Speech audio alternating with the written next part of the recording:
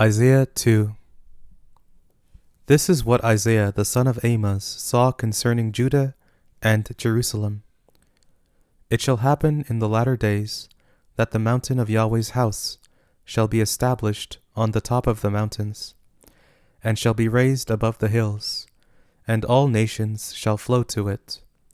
Many peoples shall go and say, Come, let's go up to the mountain of Yahweh, to the house of the God of Jacob, and he will teach us of his ways, and we will walk in his paths.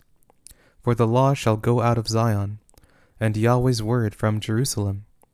He will judge between the nations, and will decide concerning many peoples.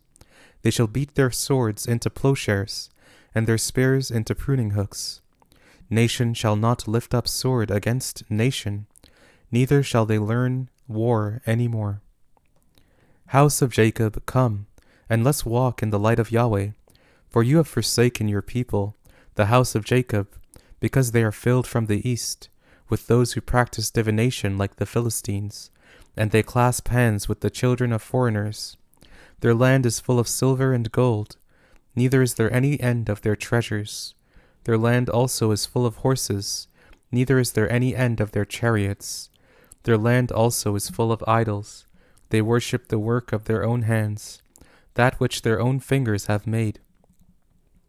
Man is brought low, and mankind is humbled. Therefore don't forgive them. Enter into the rock, and hide in the dust, from before the terror of Yahweh, and from the glory of his majesty.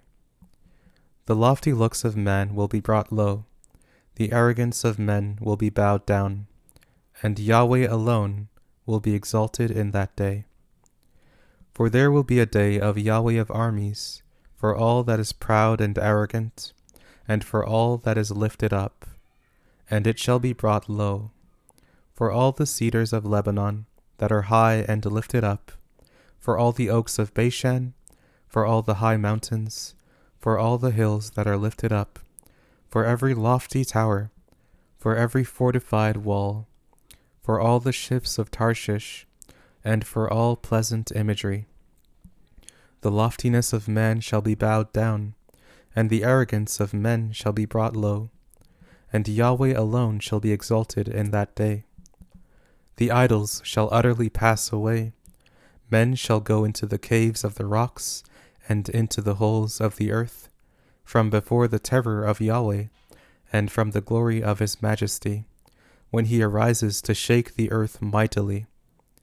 In that day men shall cast away their idols of silver, and their idols of gold, which have been made for themselves to worship, to the moles and to the bats, to go into the caverns of the rocks, and into the clefts of the ragged rocks, from before the terror of Yahweh, and from the glory of his majesty, when he arises to shake the earth mightily. Stop trusting in man, whose breath is in his nostrils, for of what account is he?